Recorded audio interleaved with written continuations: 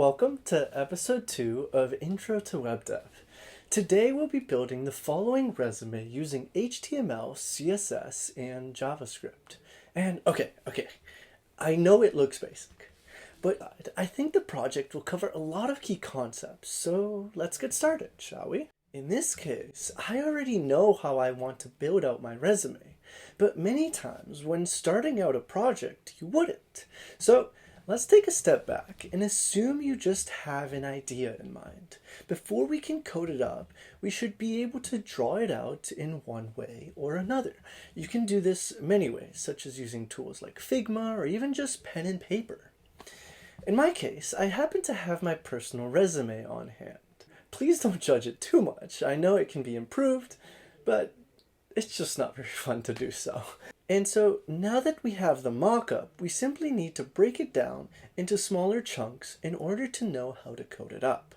I mean, seriously, all coding is solving several small problems in order to solve one larger one. I simply want to give you an idea of how I would go about breaking up these components in my head before I write the code for them. So let's get on to the code now, shall we? This webpage is a resume like any other. The only visual difference is that it contains a button on the top right that allows you to switch between light and dark mode. To get started, let's open Visual Studio Code or whatever text editor you're using. Open a folder that will be your working directory. In my case, I already have an empty folder. I'm going to create 3 files: index.html, style.css, script.js, which will all provide the web page's structure, styling, and functionality respectively. From here, we can generate some HTML boilerplate in index.html by typing an exclamation mark and pressing tab. This gives us the basic skeleton of a web page, the head, body, and title. Once that's set up, we can begin to fill it in, starting with the toggle dark mode button. We'll give it an ID of dark mode toggle so we can access it with JavaScript later. We can preview this button using the live server plugin on VS Code, which automatically refreshes the page whenever changes are made. You can also just open the HTML file directly in your browser and manually refresh it. Next, I want to create this top header. We can do this by making one main div and 2 smaller divs inside it, one for the name, h1 header, and one for the contact info, a row of anchor tags. Each anchor tag contains an href attribute, which stands for hypertext reference. That's the URL the browser will navigate to when you click it.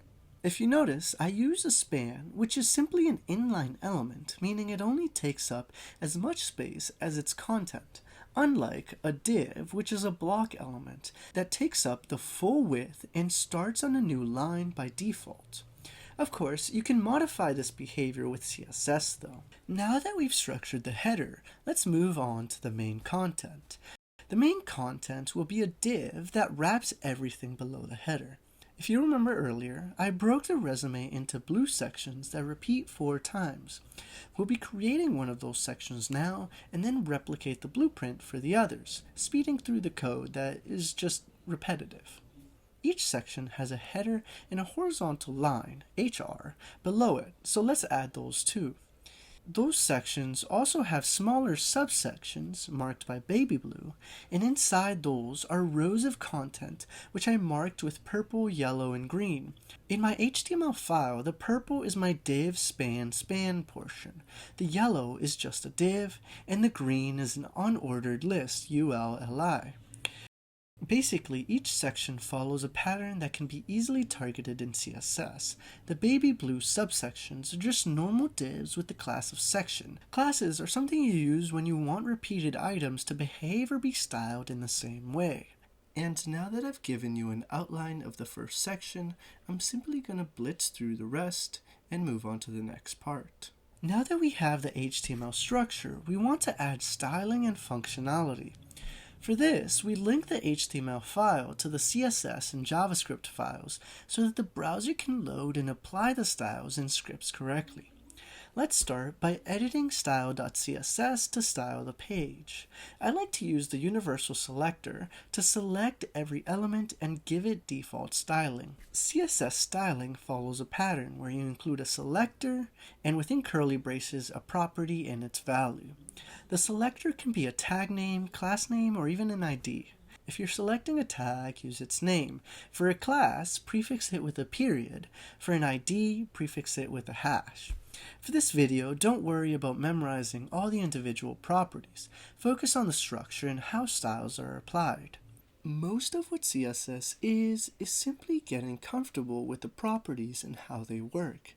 As such, I'm going to blitz through most of it for this video, but feel free to play around with it and look at the code that I've written, which will be in the description down below. You can use the browser's inspector to view CSS properties like padding, margin, borders, and so on. Finally, we have the JavaScript. I want to keep it simple, so for this project, all we're doing is grabbing the toggle button by ID, using document.get element by ID, and storing it in a constant.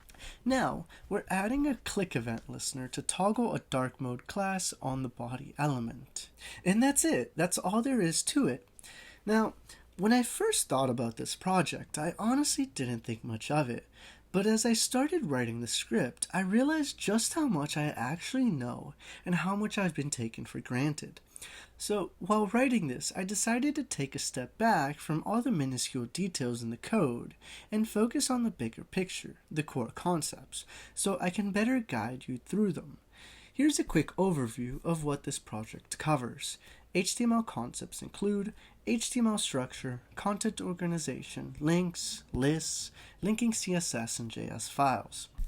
CSS concepts include selectors, basic styling, layout with max width and centering, transitions, flexbox, targeting with child selectors, print styles.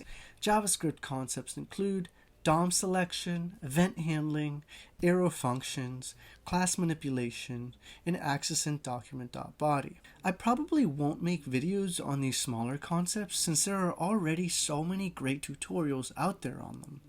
But after every project, I do want to break it down to include the key concepts so you can follow along easier. The only reason I'd go deeper into these concepts is if people wanted a full course from me directly, which I could do on the side. If you're interested in that kind of content or one-on-one coding help, check out the description below.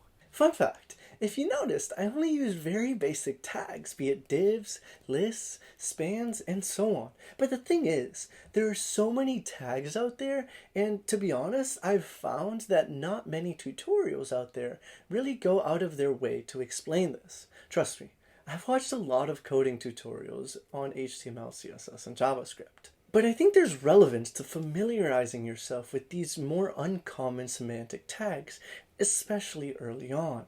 That said, I do think that there's a reason toward why most tutorials don't really mention them, and that's that it might just be too overwhelming at the start. So I made this resume.html with that in mind, but I also included the more specialized semantic resume.html alongside this one on my GitHub, simply because I think it's worth being exposed to these other tags early on, so you can get started thinking about them now and write the code with better semantic structure, improved accessibility for visually impaired users, and stronger SEO later on. Oh, and before I forget, I'll actually be creating a sort of part 2 to this video where I add some more JavaScript by retrieving the resume content from a JSON file using JavaScript and loading it in directly to the DOM, or in other words, into the web page. But so, yeah, bye bye now.